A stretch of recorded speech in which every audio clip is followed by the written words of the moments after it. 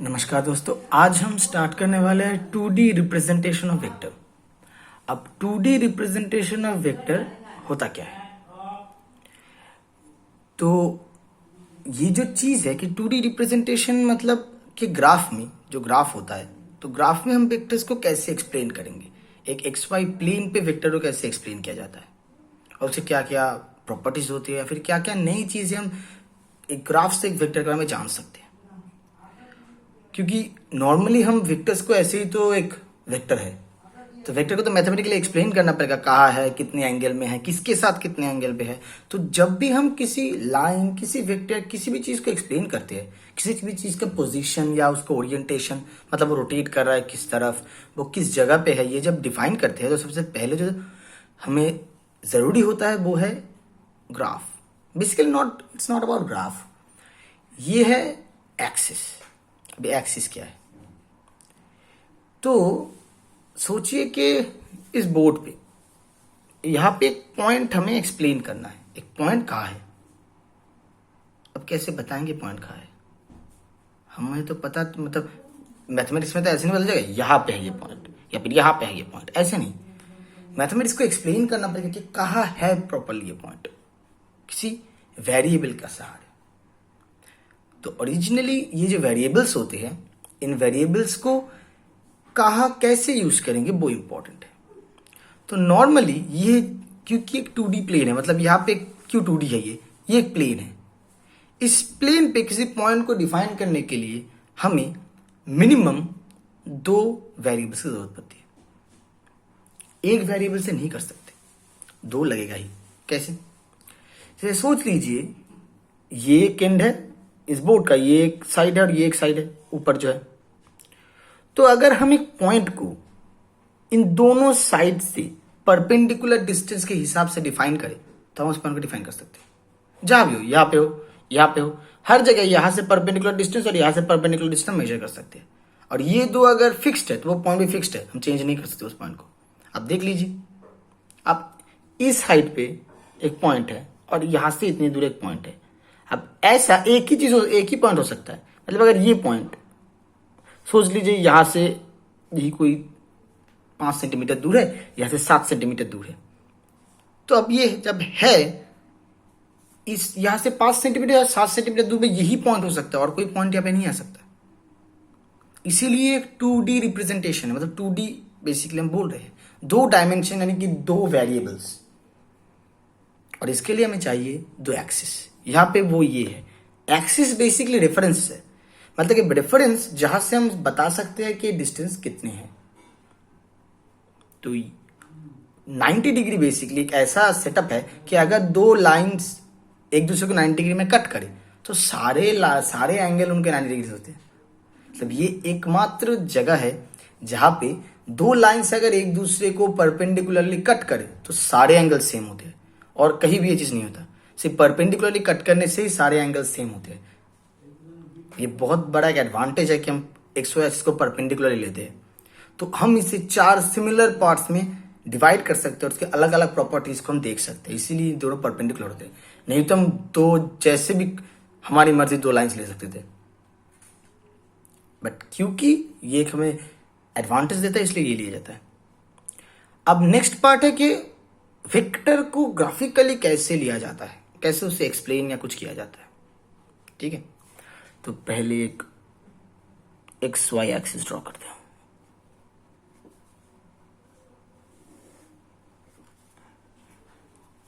ठीक है, ये है Y, ये है X, ये हमारा X डैश, ये हमारा Y डैश। ठीक है, अब पहले जो हम बोलेंगे कि ग्राफिकली वेक्टर का मतलब क्या होता है, तो एक नई चीज आप जानेंगे, position vector. What is position vector? एक ग्राफ में एक पॉइंट को हम 2 तरह से डिफाइन कर सकते हैं। अब ये कैसे? इसके लिए हमें जानना पड़ेगा, एक है कार्टेशियन कोऑर्डिनेट सिस्टम और एक है पोलर कोऑर्डिनेट सिस्टम। क्या क्या है?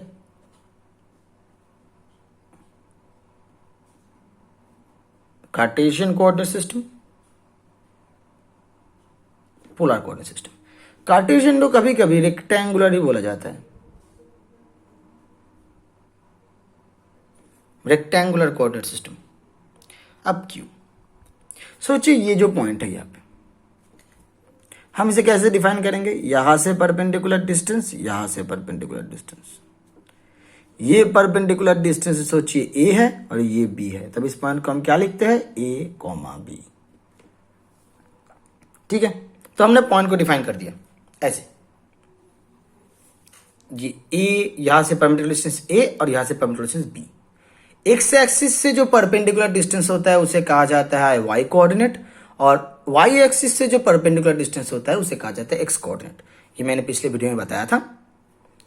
तो ये जो चीज है, अब इसे कहा जाता है रेक्टेंगुलर कोऑर्डिनेट सिस्टम, क्योंकि आप देख सकते हैं ये एक रेक्टेंगल है। अब जहां भी कोई पॉइंट करे, अगर आप दोनों परपेंडिकुलर्स को ड्रॉ करें तो ये सिर्फ एक रेक्टेंगल फॉर्म करता है, इसे रेक्टेंगुलर कोऑर्डिनेट सिस्टम कहा जाता है। ठीक है, अब एक और तरीका भी है, वो क्या है, अगर मैं ओरिजिन से इस पॉइंट को जोड़ दूं, ठीक है, इसका लेंथ जो है आर और ये जो एंगल है थीटा,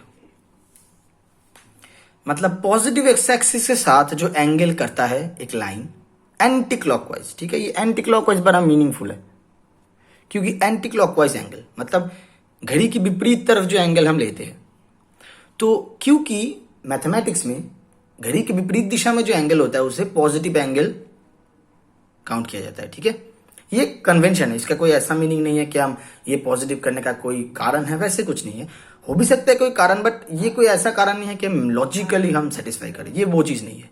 ये है कि ये एंगल को हम एंटी क्लॉकवाइज पॉजिटिव पकड़ते हैं और नेगेटिव पकड़ते हैं जब भी क्लॉकवाइज होता है, ताकि हम एंटी क्लॉकवाइज और क्लॉकवाइज एंगल को डिफरेंट कर सके।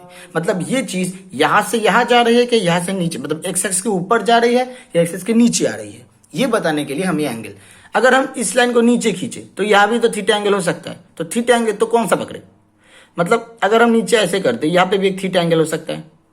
तो ये दो लाइन तब हम कैसे डिस्टिंग्विश करेंगे कि ये दोनों लाइन अलग है, हम बोलेंगे ये भी थीटा एंगल में, ये भी थीटा एंगल में, तो दोनों सही है, बट दोनों लाइन अलग है, तो हम कैसे डिफाइन कर सकते हैं।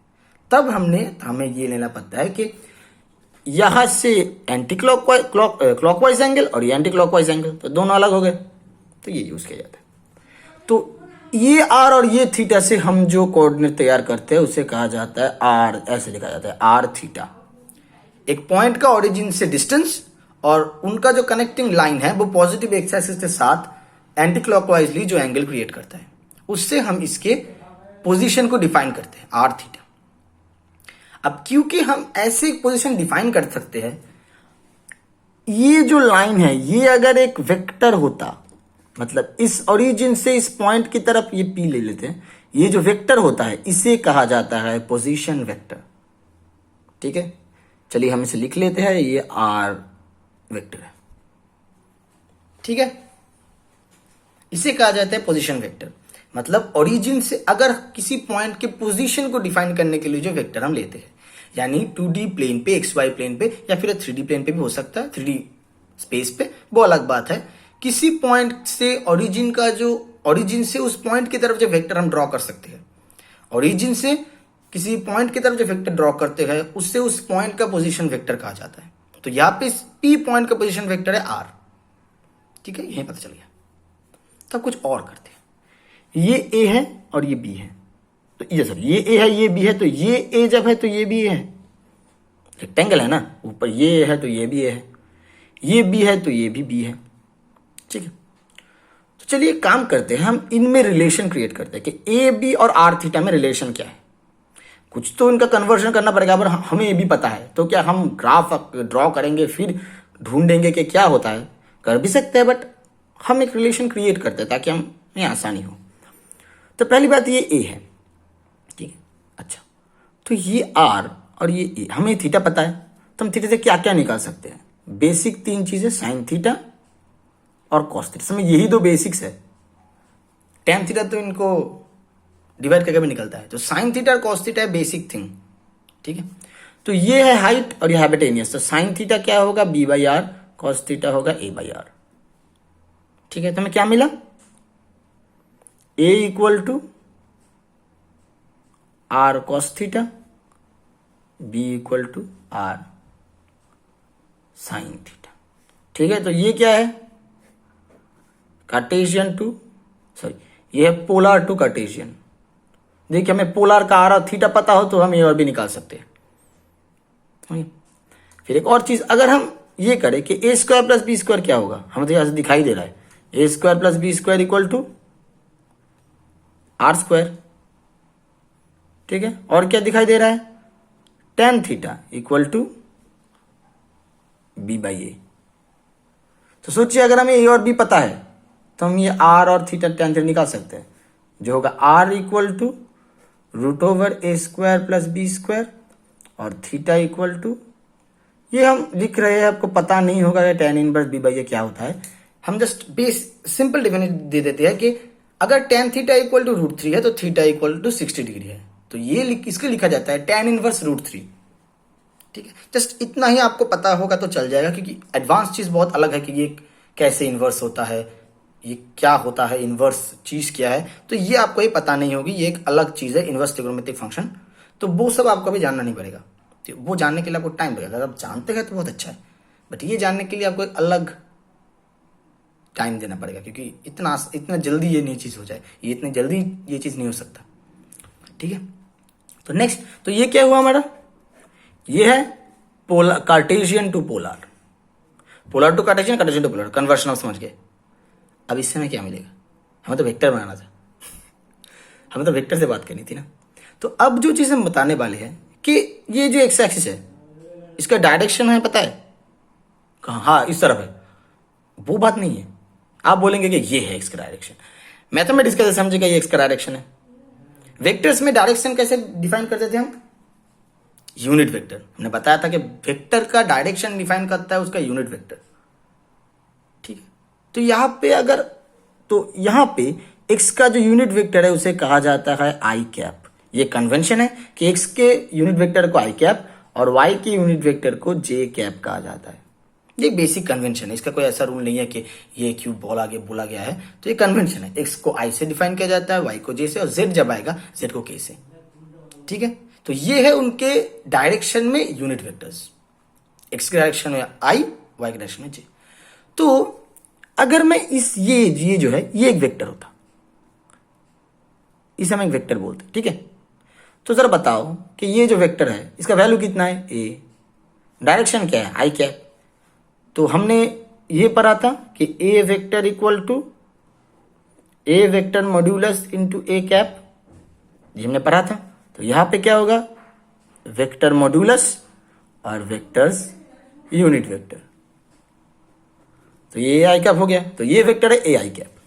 अब ये वेक्टर पकड़ लेते हैं जरा, ये जो वेक्टर है इस वेक्टर को हम क्या लिख सकते हैं, इसका वैल्यू क्या है बी, डायरेक्शन क्या है, किस तरफ है, ये वाई के साथ पैरेलल है तो डायरेक्शन वाई के साथ ही एक ही डायरेक्शन होगा, तो ये बी जे कैप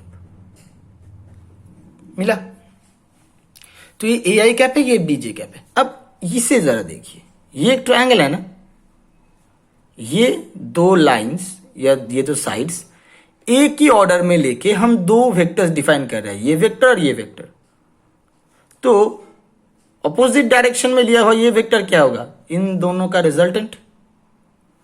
तो इसीलिए हम आर वेक्टर को लिख सकते हैं A I cap plus B J cap. ये है किसी पॉइंट का पोजीशन वेक्टर, ठीक है। बहुत जगह आपको देखने को मिलेगा कि जस्ट लिखा हुआ है बुक में, पर आपको पहले पता होना चाहिए हमने लिखा क्यों है। तो ये बात है क्यों हम ए बी पॉइंट के पोजीशन वेक्टर को A I cap plus B J cap लिखते हैं, ठीक है। तो ये तो मिल गया हमें। चलो तो एक और काम करते हैं, क्या कर सकते हैं, अब हम, ये तो हो गया कार्टेशियन में, डन। पोलर में क्या होगा, पोलर में हमने क्या कन्वर्ट किया था, पोलर कार्टेशियन टू पोलर से। हम अगर ये नॉर्मली पोलर टू कार्टेशियन है क्योंकि मैं आर थीटा पता है तो बिठा दिया, बट अगर यहां पे हमें बिठाना है तो इस ए और बी को आर और थीटा से रिप्लेस करना पड़ेगा।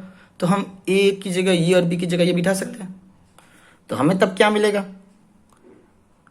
Are vector is equal to r cos theta I cap plus r sin theta sorry j cap, ये मिलेगा। ठीक है, अब जरा इसे देखिए कि हम अगर आर वेक्टर लेते हैं, आर इससे कॉमन लेते हैं, हमें क्या मिलेगा? कॉस थीटा आई cap plus sine theta J cap. अब जरा हमें ये बात बताइए, ये क्या है? ये एक वेक्टर है, ये उसका मॉड्यूलस है, हमें तो पता ही है उसका मॉड्यूलस है।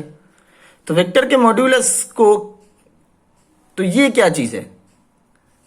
ये है आर के डायरेक्शन में यूनिट वेक्टर।